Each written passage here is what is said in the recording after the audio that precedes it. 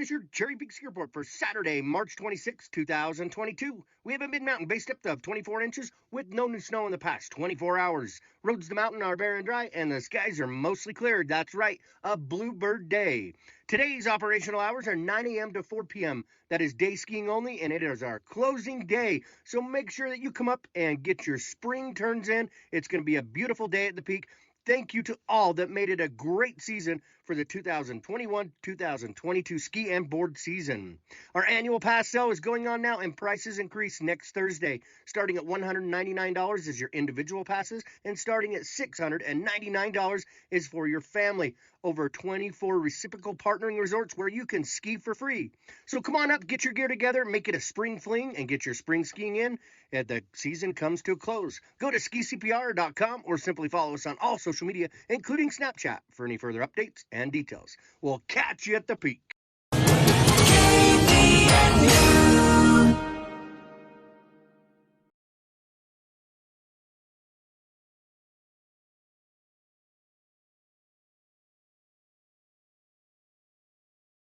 It's time for the Garden Guide with your host, Mark Anderson from Anderson Seed and Garden. New research suggests that people are more likely to eat vegetables if they have a tempting name. What would life be without a homegrown tomatoes? Only two things that money can't buy, and that's true love and homegrown tomatoes. From gardening to landscaping. Today we are going to try and create garden eyebrows. Kind of like the flowers are sprouting directly from your hair. That makes sense. Go! Phone lines are open at 753-KVNU or 800-369-KVNU. Kind of like eating vegetables. It's the Garden Guide, now on KVNU 610 AM and 102 FM.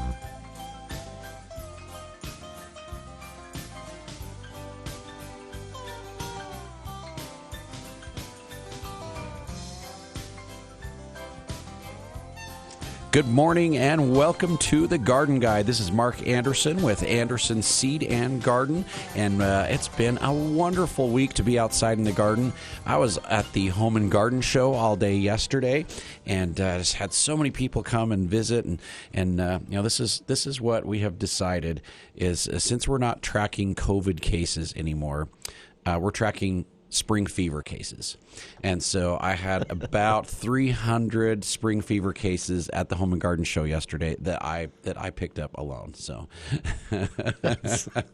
I've got a case myself. Yeah. And with this particular illness, we don't have to wear masks either. So that's right. It's a really good thing. So, but a great time to be outside. Oh, at Anderson's, there's so many things going on right now. So we just got another 600 trees in yesterday. And so if you're looking for fruit trees, this is what we're talking about. So apples and pears, cherries, peaches, nectarines, apricots, plums. We got a great selection of varieties in yesterday. They're all bare root, and they should be tagged and ready to go by this afternoon. So give us a little bit of time. It takes more than 5 minutes to tag 600 trees and get them in containers, so that you can come in and pick them up. So be patient with us. I had a couple people in yesterday. They were kind of crabby because we didn't have the stuff ready to go. It's like, I'm sorry. It's like I don't have 600 hands to do this in 1 minute. So it takes a little bit of time. So be patient. But the blueberries came in and the currants came in. I think we got a few blackberries. We got raspberries, strawberry plants. And I've got more strawberries coming next week. Asparagus are in, you name it. And it's here. We got some elderberries yesterday as well, too. I think the only thing that we're waiting for in the bare root plants would be grapes. And the grapes come from upstate New York, and they've had some really bad weather the last couple of weeks, and they have not been able to dig our grapes up and get those ready to ship out. So they're shipping on Monday. So we'll have those sometime next week. But bare root sale is in full swing. The weather's been amazing to get outside. I'm hoping, I have my fingers crossed, that our garden gets tilled today. So last year, the person that does our tilling, he had a couple health issues and an injury, and so he was unable to do our garden. So in probably early November, I was out there with my tiller in the dark with a headlamp on, tilling the garden. And when I got up the next morning, dedication. when I got up the next morning, I looked out there. I was like, "Hey, you know what? I didn't do too bad of a job in the dark with the headlamp on. I'll take that. It wasn't perfect, but it was not too bad. At least we got the compost and everything else, incorporated into the soil. But it'd sure be nice to get that done this spring, and things have dried out enough. My soil's not frozen anymore. It's not a wet, sloggy mess out there. And so we get that tilled today, and I can plant spinach and peas, and we can get our onions out there. And so this is the time to get out there and get all your cold crops planted. Even if we get some snow and some cold and some bad weather in the forecast, you don't have to worry about it. So peas, spinach, lettuce, radishes, onions, cabbage, cauliflower, broccoli, Brussels sprouts, kale, those can all be planted right now. Arugula, too. I like arugula. And harvested just in time for the more sensitive stuff. Yes, right? yeah. So you plant that now, and most of those take about 60 to 70, sometimes 90 days to produce, depending on how the weather goes. With the peas, it might even be a little bit longer because they're usually about the 1st of July. No matter when you plant them, they'll come on. But they will produce much better if you plant them earlier in the season. So as they're growing, germinating, maturing, we want cooler temperatures. When it starts to get into the 90s, then they start to struggle. They have a hard time. So last year, my peas were the worst I've ever had. Like, they were doing awesome. They looked great. I was like, oh, they're doing so good.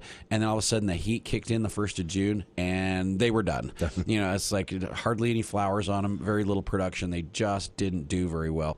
And that's the way it is with all those cold crops. It gets too hot too quick. They just don't produce. So you want to get them in as early as possible. When we have customers that come in and want to get like broccoli and cauliflower and cabbage, and it's almost Mother's Day, that's when we go in the back room and we have a chuckle about those. It's like, sorry, we're out. It's like, it's kind of late to plant those. And then we go in the back room and laugh, and then we go back out and help people. So, that's how it works. There's a lot of secrets that happen at Anderson Seed that a lot of people don't know about. We're going to share those with you on the show today. So, lots of great things we can talk about. It's time to do your soil drenches.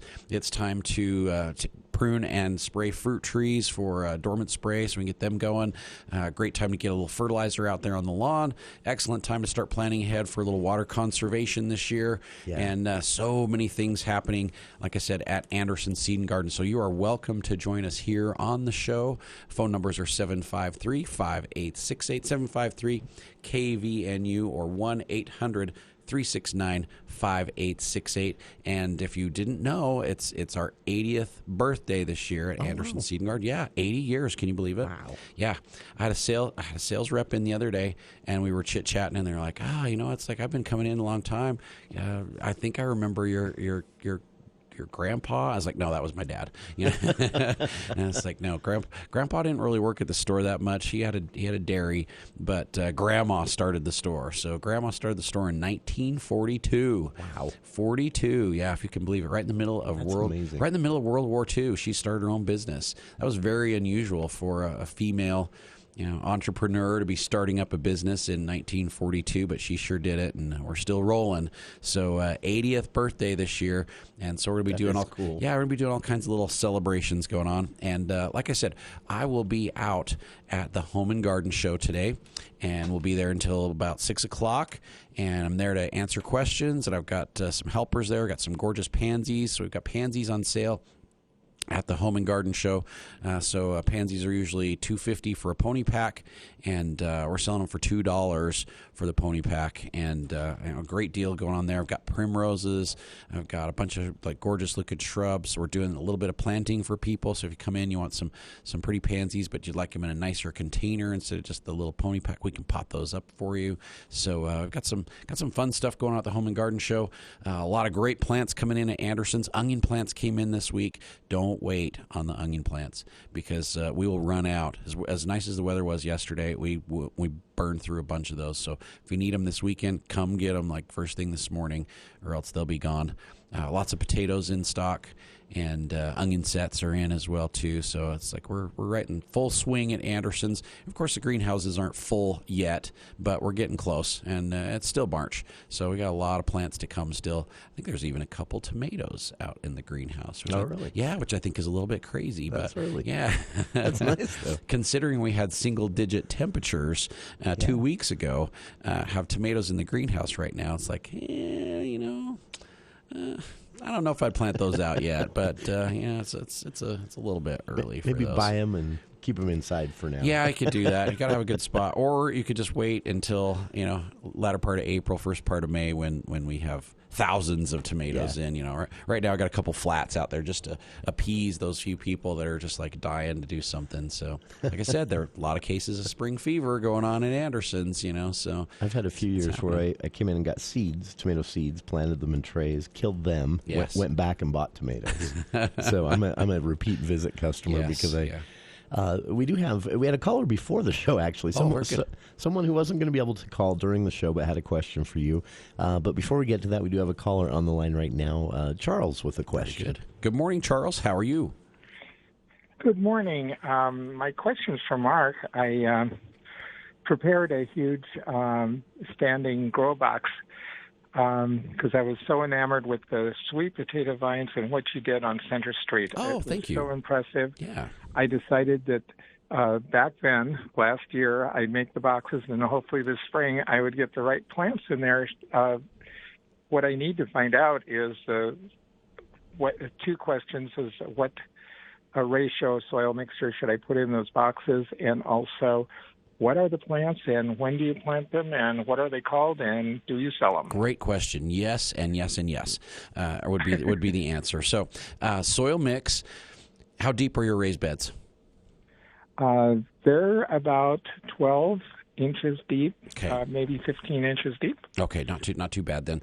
When we did raised beds at our house, great thing about raised beds is you can control the soil environment, so you can control what you're putting in there, and we can get that lighter, looser, better drainage, and a lot of different things. So when we put our raised beds together, I used about 40% of a topsoil, so just a good garden topsoil, but then we mixed it with what we call now our garden box mix. The garden box mix has peat moss, it has vermiculite, it has perlite, it has a little bit of compost in with it. So about 50% of the box mix, about 40% of the topsoil, and that mixture gives you a little bit denser soil than just a potting mix, like you put in planters or whatever. Mix that extra topsoil gives it a little bit more weight, but it holds it together a little bit better. But it's still really lightweight and fluffy, and the plants just love it. And then I put about a 10% of a really well composted manure in there, like a soil building conditioner has poultry manure with bat guano and worm castings and kelp meal, and it's been composted with a finely ground redwood bark. So about 10% of that soil building conditioner, about 50% of the box mix, and about 40% of a topsoil, and then just incorporate it all together into those beds, and it'll be like perfect. On Center Street, we had a little bit heavier soil down below, and then we put just a really, really high quality potting soil over the top of it, and we mixed a coconut coir blend in with it so it'd hold moisture. So you could do that too. It starts to get a little bit more expensive though, and so that topsoil raised box mix really does a great job, and it keeps your costs down as well too. And then when it comes to the plants, we did sweet potato vines. We did some it wasn't the Zahara zinnias. It was the profusion. We did profusion zinnias. We did some wave petunias. And the wave petunias that we did are actually, they're actually a supertunia instead of a wave petunia. They are called the Vista series. And so the Vista petunias, there's one that's called bubblegum, that's kind of pink colored. There's one that is fuchsia colored. I think it's called fuchsia. And then we put some silverberry in there as well too. So it's kind of a silvery white color with a fuchsia and a pink together. And then we had the sweet potato vines, and Marguerite is the sweet potato that we used. And then we also used Blackie as well, which was the darker colored one. And then a few other things in there. There's some cannas and some grasses and a few things. And we carry all of those, but they won't be ready till May. So we planted those planters actually a little late last year because we had some really cold temperatures the first part of June. I mean, it would look like it was going to freeze last year.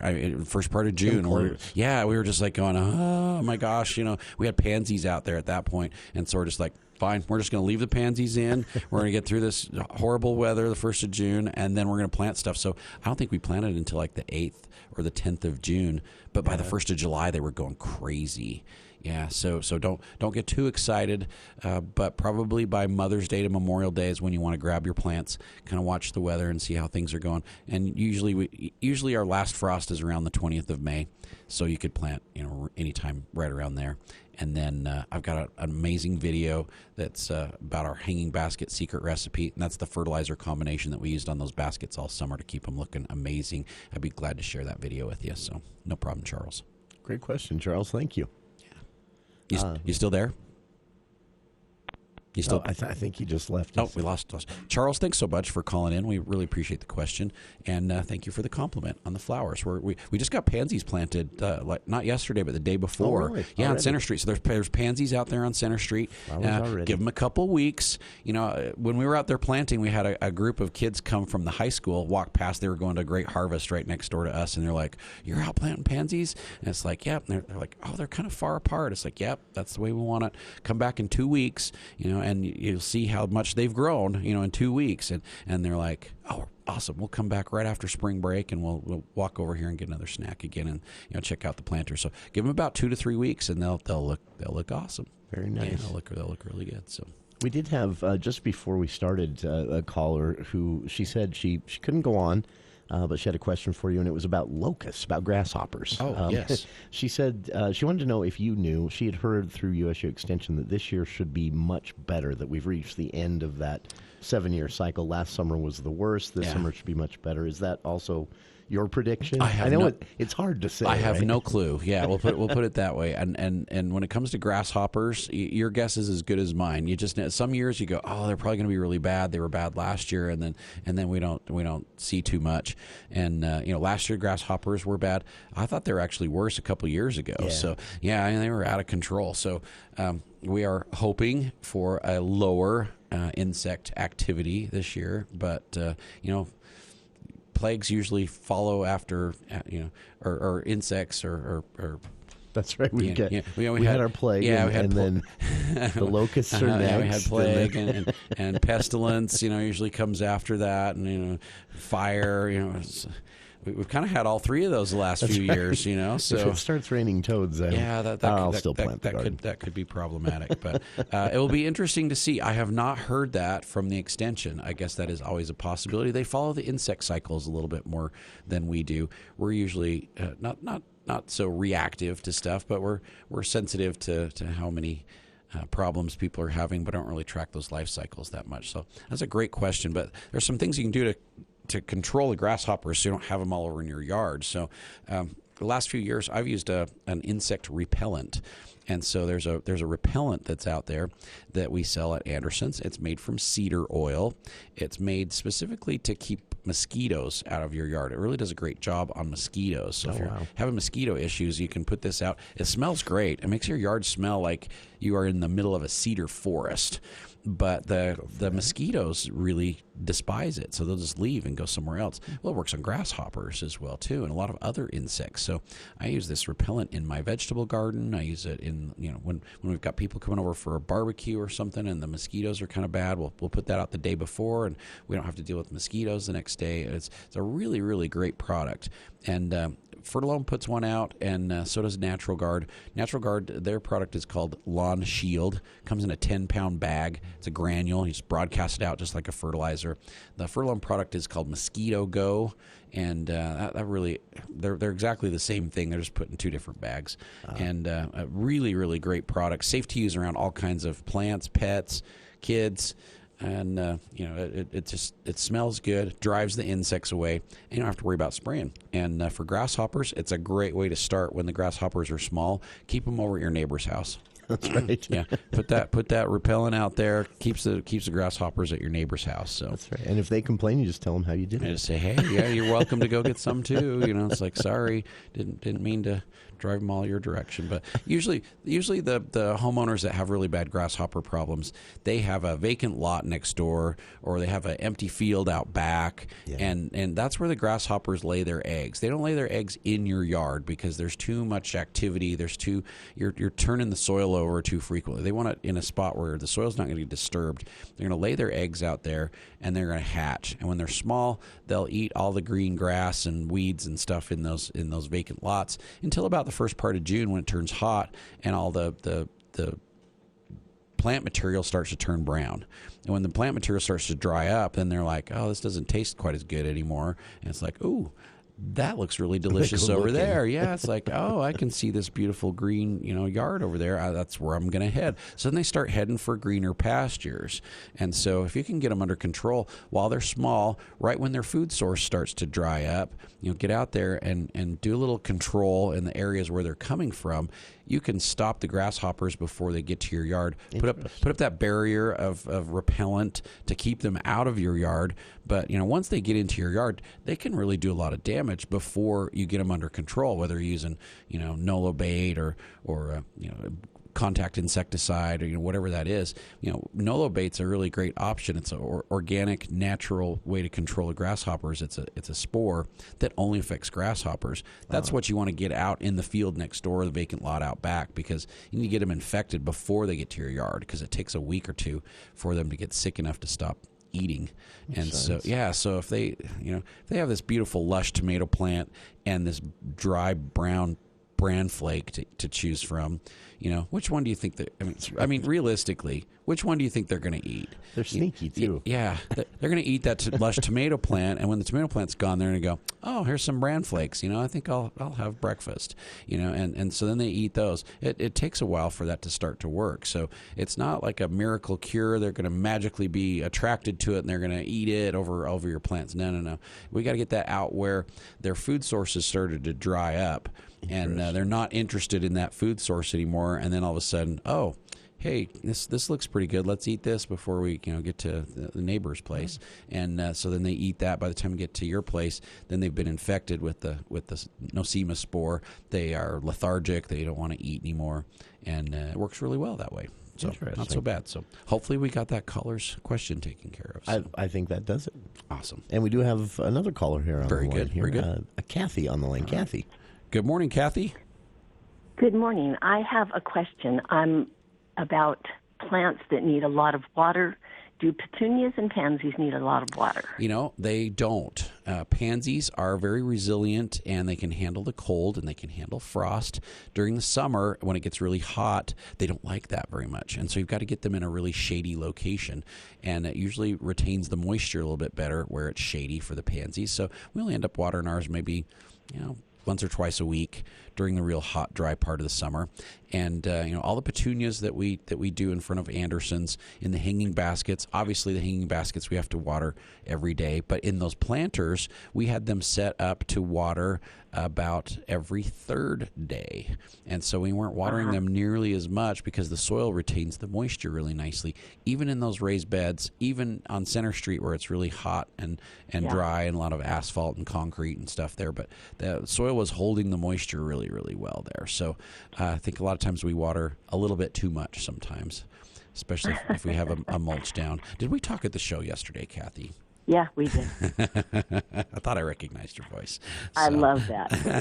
That's one of my favorite places to go this time of year. Oh, very good. Very good. It was a fun show yesterday. Thank you for coming to visit. I appreciate that. Every time so, it's worth it. Okay. Any other questions? Or are you good? No, because you answered it. Because my next question was, can pansies handle shade? Yes. Because I will have shade there too. Yeah. So what you handled it all? What we have done at my parents' house year after year, because my mom loves pansies and she loves the song "Little Purple Pansies." But me too. yeah, but we would plant them in a south-facing area early and enjoy them until it's time to put the more colorful summer flowers out. And then we would dig them up and then we'd move them to a shady location back behind the house, on the north side where they don't get much sun. And so you can actually dual purpose them that way. So grow them for a little while and enjoy those with your tulips coming up, and then move them to a shadier spot later, and then put your annual, petunias or marigolds or whatever you want to put in there, and you can kind of like reuse them. So. Sounds good. Thank you very much. You're so welcome. Thanks for calling this morning, Kathy. Have a wonderful weekend. Bye-bye. I've recently discovered through you the the art of planting the right things in the right places. Yes. That it makes a big difference as far as enjoying your yard. It does help. It does help. When I teach classes, and we do a really fun class throughout the wintertime. We start in January, and it goes for 6 weeks. And one thing that we talk about in that class is, the plants really want to reach their full potential. They really want to produce for you. And for some plants, that's vegetables. You want them to produce a harvest. Flowers, we want them to produce something beautiful. Trees, we want them to produce shade for us. We're selecting the plants for each of these different locations because of the qualities that they have. They all have a purpose. I even had somebody at the show yesterday, and they're like, our neighbor next door has this area back behind their place, and they just park all their derelict, yucky cars back there, and I just need something to cover that so I don't have to look at it. So that plant has a purpose too. Sure. But to help the plants fulfill their purpose, we need to get them, one, in the right location. So if they like full sun, we don't want to put them in a shady spot, and vice versa. You've got to provide them with the right amount of water and the right amount of fertilizer. But if you can give them the right environment, give them the tools that they need, they will perform amazingly for you. And sometimes our expectations are unrealistic. We put them in spots where we just expect them to do really well, and we don't really give them the tools that they need to perform. And then we're disappointed with the results. So I think sometimes we do have little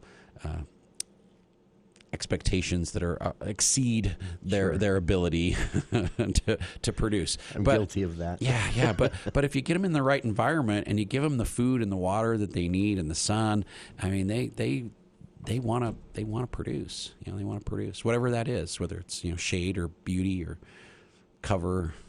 That's lunch. I used to be. I would be lazy about it. I knew plants. My mom taught me a lot about what it will grow anywhere. Yeah. And so I would just go with those. And so I've been experimenting a little bit more, and finding, like I say, tips I've gotten from you, finding the right plant for the right place, and then seeing what happens when they're in the right place. Yeah. It's pretty amazing. Yeah. And a lot of times, the property that we own is less than ideal. It could be really rocky. It could be a lot of clay, but if we can get those plants established before they get into some of that rougher soil, we've really been encouraging people, especially planting bare root plants. It's bare root season right now, whether you're getting raspberries or strawberries or a fruit tree, whatever it is that's bare root, if you handle it properly, you're going to have a lot better results with it. So we encourage our guests that are purchasing plants to hydrate those plants up, soak them in some root stimulator or a rooting solution for 24 to 48 hours before you plant those bare root plants. They've been dug up, the root system's exposed. We want to really hydrate those plants up. So soak them for 24 to 48 hours before you get them planted. And while you're soaking them, then you have plenty of time to go out and dig those holes. And you're going to dig your holes 2 to 3 times as wide as the root ball. There's a lot of times where we get a plant, it's in like a little 4-inch pot, and we just dig a hole. It's just barely big enough for the plant to fit in that hole. Whether it's a tomato or whether it's a flower or whether it's a tree or a shrub, we want our hole to be 2 to 3 times the size of the root ball or the pot that it was in previously, so that as it starts to grow, it has plenty of room to grow through the soil that we've loosened up, and we've added some compost and added some good organic matter into it. And maybe if it's a really heavy soil, we want to add some some zeolite or something that's going to help with drainage so it doesn't get compacted down again. So if you're planting in like a clay soil and you have a plant that's in an 8-inch pot, you dig a 30-inch hole for that plant. It's got all that room for the root system to grow before it hits the hard stuff. And if you can do that, you got a year or 2 for the plant to really get established and really get going before it starts to hit the hard soil. And then it's got tons of little fine root hairs that are strong enough to go into that other soil. And so it really, really makes a difference to prepare the hole and to prepare the soil properly and to hydrate those plants up. And boy, you'll have a lot better results when you're transplanting those plants instead of just going out and just digging a quick hole and throwing it in there and water it every day because you think it needs that much water. And They really don't. They really don't. I planted 3 fruit trees last spring about the same time. I think it was the first part of April when we got ours planted. And, it's kind of dry. It was kind of a dry spring last year. I only watered them like once every 10 days until like late May, early June, and then I was still only watering like once a week because the soil holds the moisture really well when you condition that soil properly. And I was only watering once a week, and my plants were just happy little campers. My little trees did great. Nice. Yeah. I like that. So not too bad. We probably ought to take a break. Yes, we do. And then on the show, on the other side, we do have Ron on the line. So Ron, hold tight. You'll be first up right after this short break.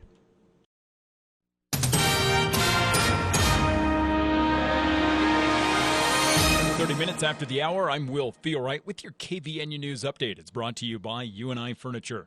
The Utah legislature has voted to override Governor Spencer Cox's veto of a bill banning transgender students from competing in girls' sports. HB 11 passed during the 2022 legislative session during the final hours, but earlier this week, Governor Cox had vetoed that bill. Now, lawmakers needed a 2/3 vote in both the House and the Senate to override the veto. On Friday, the House voted to override it on a 56-18 vote, and the Senate immediately followed with a vote of 21-8. Now, the bill was modified slightly and allows transgender athletes to participate in girls' sports, but not to compete. It does also set up a commission to determine eligibility if the ban is struck down in court. After Cox vetoed the bill Tuesday afternoon, legislative leaders had announced their plan to override the veto and move forward. And a Utah father was recently caught driving over 100 miles per hour in Salt Lake City, all in an effort to get his son to school on time. Fox 13 reports the Utah Highway Patrol shared dash cam video showing the man's car speeding by on what appears to be Interstate 15. The trooper, who was headed to training, clocked the father traveling 108 miles per hour in the express lane. According to the social media post, the man's 6-year-old son was in the car and he was simply taking him to school. UHP officials expressed concern over the man's speed and others who are putting themselves and others in danger when they are going that fast on the road.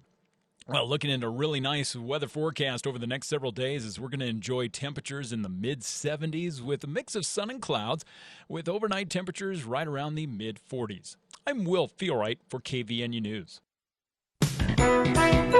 From ABC Sports. Hi, everybody. I'm Todd Ent. While NCAA brackets have long been shattered by now, 15-seed St. Peter's continues to shock the world by outlasting 3rd-seed Purdue in last night's Sweet 16 game.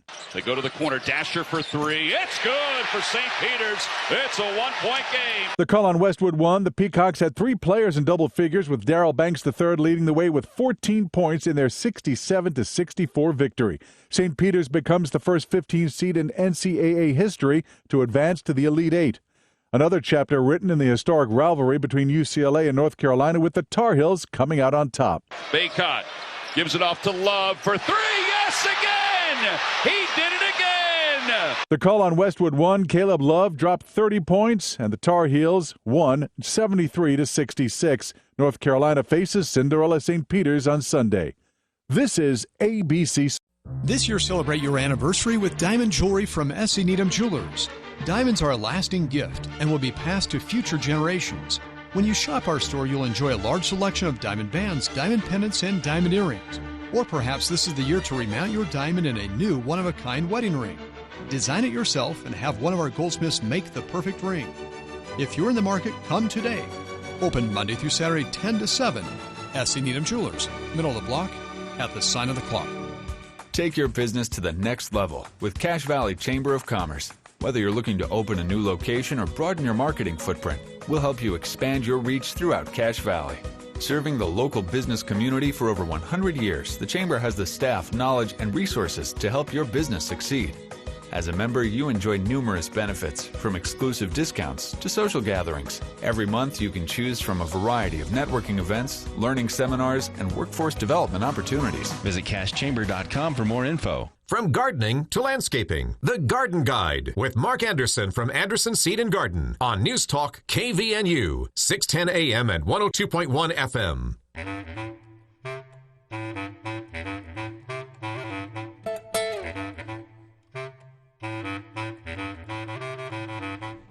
Good morning and welcome back to the Garden Guide. This is Mark Anderson with Anderson Seed and Garden. Hey, we've been having a great conversation here this morning. You know, Jason and I were just having a blast. You know, it's fun to talk gardens. It is fun to talk garden. We were talking home and garden show. We talked little grasshoppers. You know, raised beds. We talked watering, all kinds of things. You are welcome to join us here on the Garden Guide since we're having so much fun this morning. 753-5868 753 KVNU or 1-800-369-5868. So at the Home and Garden Show yesterday, I had somebody come in. They're like, "Do you have any early Alberta peaches?" And I was like, "Yes." They just came in today. We're gonna get them tagged. We had like 35 earlier, but we sold out of those. And it's like we got 45 in today. We're gonna tag them. They should be ready to go hopefully by tomorrow, if not on Monday. And if you want one, you better come get it because they're gonna be gone by Monday. I mean, and they looked at me and I was like, "Hey, this is not my timeshare sales pitch. This is, reality." You've seen it happen. Yeah, it's like 45 early Albertas, nice weekend, sun's out, everybody's excited. They'll be gone by Monday. Don't wait on some of those things that you've been looking for, because believe it or not, we order all those things a year in advance. So this company that we just got 600 plus trees from, that's only like a quarter of the trees that we bring in. But I actually have my order in for next year already. Oh, wow. They came in yesterday. I put my order in 2 weeks ago for next year. Yeah, and so I'll have people come in there like, "Can you order a Honeycrisp apple for me?" It's like, you're lucky because I already got 100 ordered. But, if you want something different, make sure and let me know a year in advance. Otherwise, I'm never going to be able to get it for you. That's how bad the demand, how high the demand is right now for certain things. But the availability is difficult. So if you don't get those orders in really early, you just don't get them. They're just gone. So, at Anderson's, we got a great selection of bare root fruit trees that just came in. We have raspberries, we have strawberries, we have asparagus. We just got blueberries in. We got currants, we got gooseberries. Got a few elderberries, a little bit of everything. The only thing we're missing is grapes. So grapes are coming. They should be here next week. Onion plants came in this week. And if you miss the onions, like say you come in to get candy, and we just happened to run out of candy this weekend because it's been crazy and everybody wants onions and we just burn through them. I've got a batch coming in every week for the next 5 weeks. Oh, wow. Yeah, so a fresh batch of onions every week for the next 5 weeks. So if you miss out, just check back the next week and we should have them back in stock. And progressively we get more and more and more plants. But for me, it's better to run out partway through the week than to have them sit around for a couple weeks and dry out. I don't like selling dry, sad onions. So we want nice fresh ones. So it may be a little inconvenient for you, but it is nice to get fresher plants that just came in from Texas. Little insider tip there: stop by in the first part of the week. It's actually, they ship on Mondays. They usually show up on Thursdays. Oh, okay, last part. Yeah, so the latter part of the week is usually a better time to come in and get the onions. And I've just got almost a standing order that I'll just kind of adjust a little bit every week depending on what the weather's like. Mm-hmm. And so onions came in. Good selection of potatoes. I got some Purple Majesty, which are purple all the way through. I got some Huckleberry Gold that are purple, like deep purple on the outside, but then they're golden on the inside. Really, really, really good. Really nice potatoes. So all kinds of fun things going on at Anderson Seed and Garden, especially this weekend. And Home and Garden shows going on out at the Eccles Ice Arena. We'll be there from 9 until 6 today. So come in and visit. We'll show you a couple cool things we've got there, and just have a good time. Just have a good time. Got a couple callers. Wow, we've got another one. Oh, we had Ron. We had Ron. Yeah, we have Ron on the line, and then Gary behind him. So, Ron, go ahead. Good morning, Ron. Hi.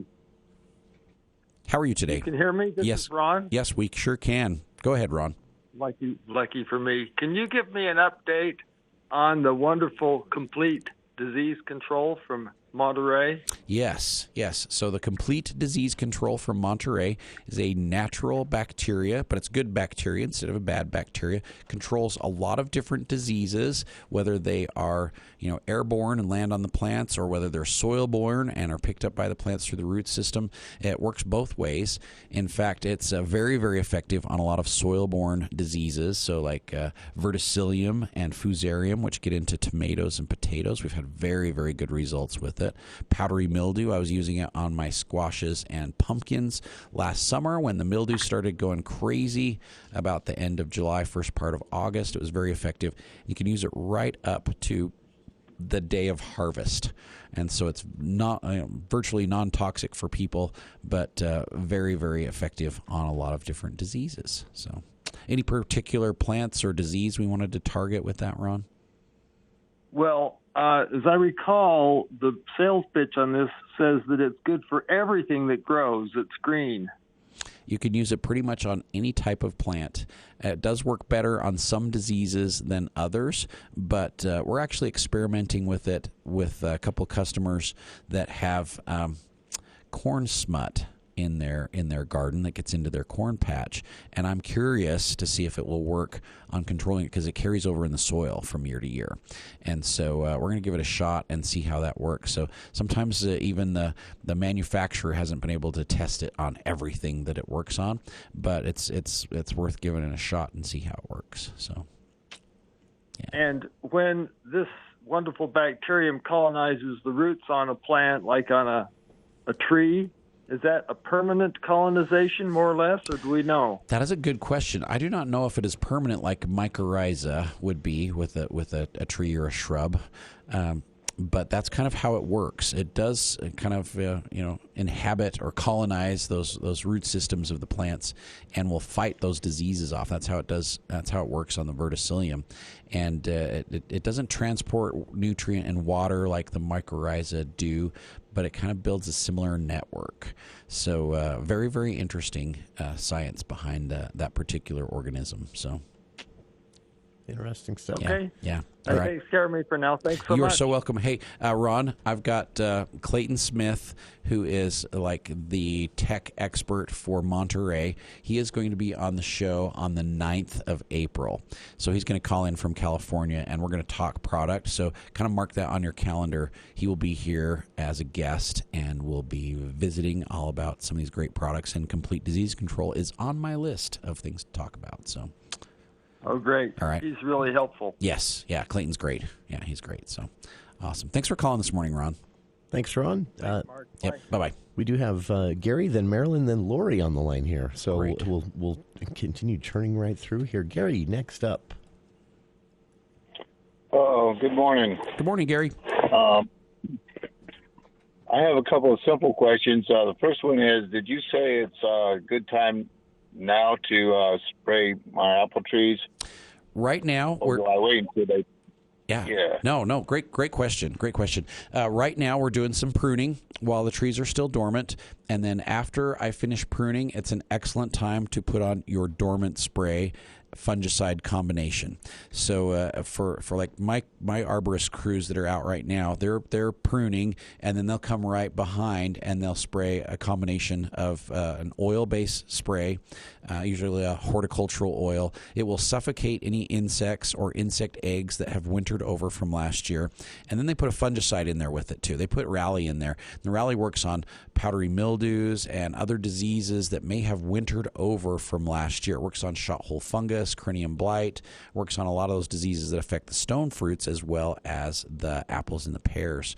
And so what it does is it kind of kills off anything that's existing that has wintered over on the tree from last year, gives you a good, clean, fresh start to the year. But it won't stop insects or diseases forming, a month from now. It's really going to give you just a good, clean beginning for the season, and it's a great way to start the year off with. Okay, and what's the name of this stuff you spray on there? The horticultural oil is the insect control, and then for a home garden, I would recommend either the complete disease control that we just talked about with Ron, or copper soap.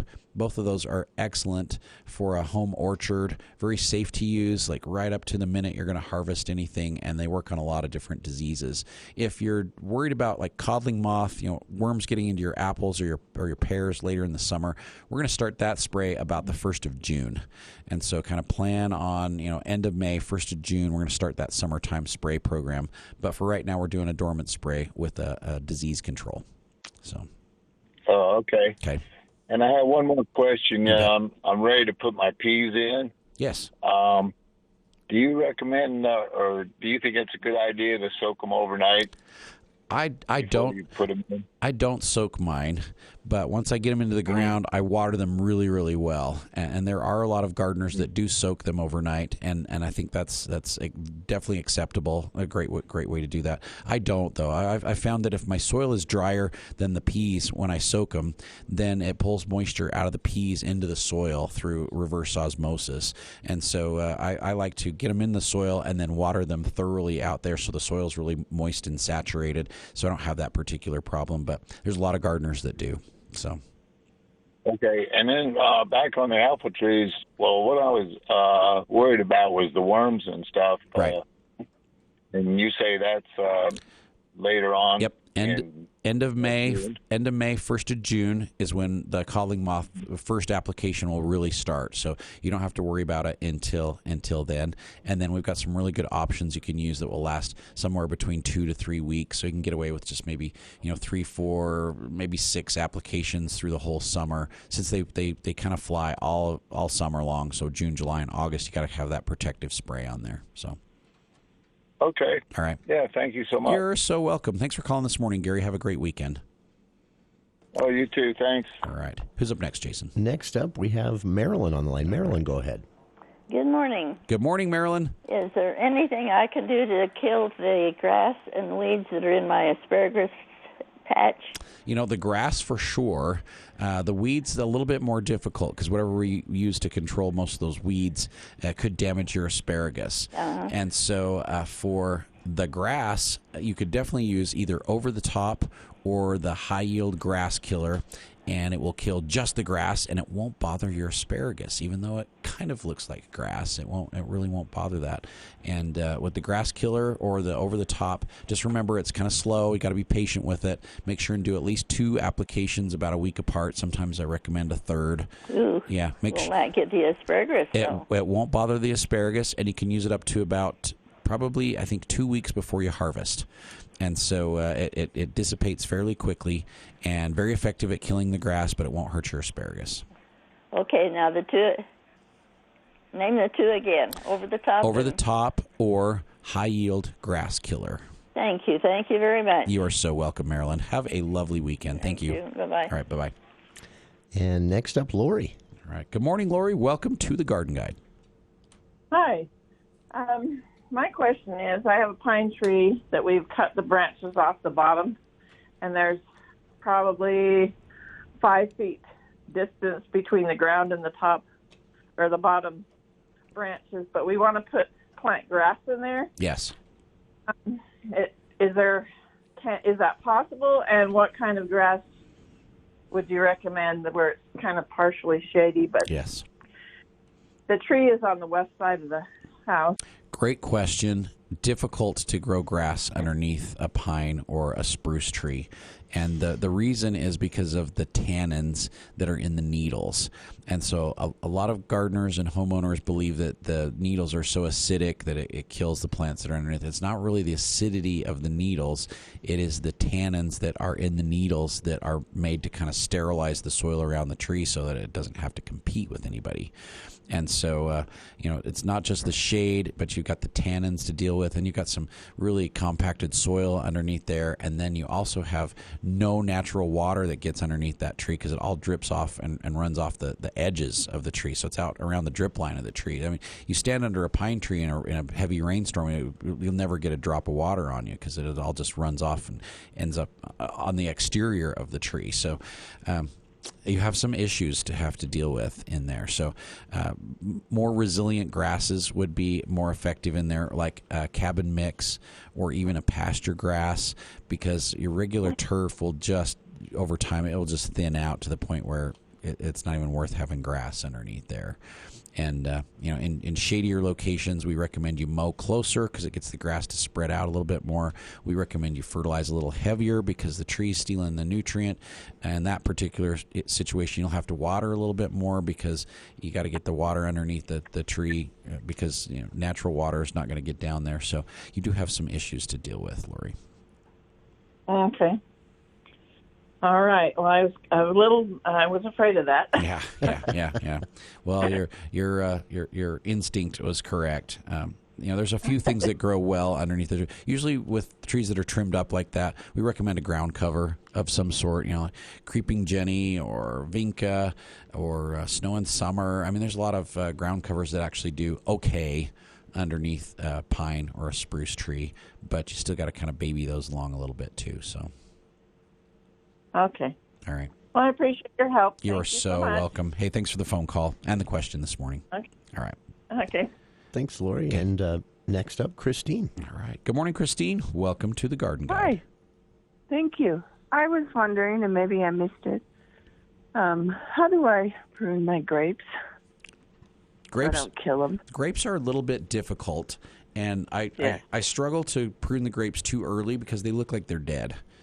And they always look they always look like they're dead before the leaves come out, and so it's kind of hard to figure out where you want to prune. But grapes produce on last year's growth for the most part. There's some varieties, there's some exceptions to the rule, but for the most part, you've got a couple different training methods. In my fruit guide, I have step-by-step instructions in there on how to prune the grapes. But basically, you want to get them so that they're growing horizontally in a couple different locations. So usually at about 3 feet off the ground, you want some horizontal growth. And then at about 5 feet off the ground, you want some horizontal growth. And if you get taller than that, then they're harder to pick. And so usually like some nice horizontal growth at 3 and then again at 5 feet. And then what you have to do is kind of watch for the parts of the grape that have produced fruit already and then take those out after they have produced fruit to encourage new growth to come out that's going to produce fruit in the future.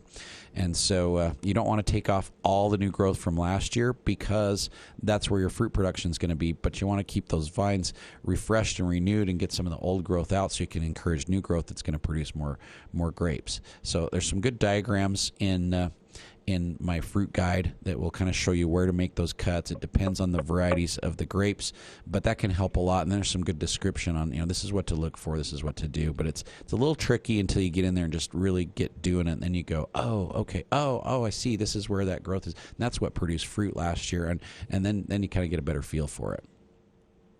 Well, mine has gone wild. I've got it on some kind of and it's about 6 feet tall and they're clear up there. Yeah, and you can really trim those back aggressively. You're just going to sacrifice fruit for a year or two, but you can get them under control, trim those back, and then start to encourage some new growth in the right direction, and then get it producing again. I've seen people just cut them right down to the ground, and they come right back, and then within 2 years they're producing fruit like crazy again. So, but if I cut it all the way back down to the ground?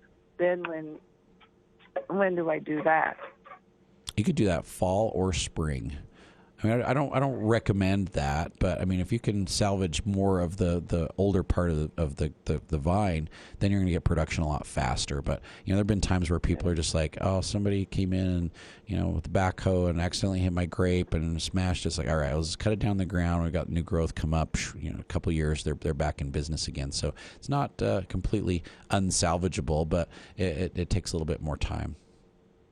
Okay, I'll go out and look. And your books is just a store, correct? Yes, and I do have that information on our website as well too. So it's free on the website, but in the store, if you want the book, it basically costs you what it costs to print up some beautiful color, glossy pages and put them all together. So, some people just like the hard copy. They like to touch it, feel it, scribble on it.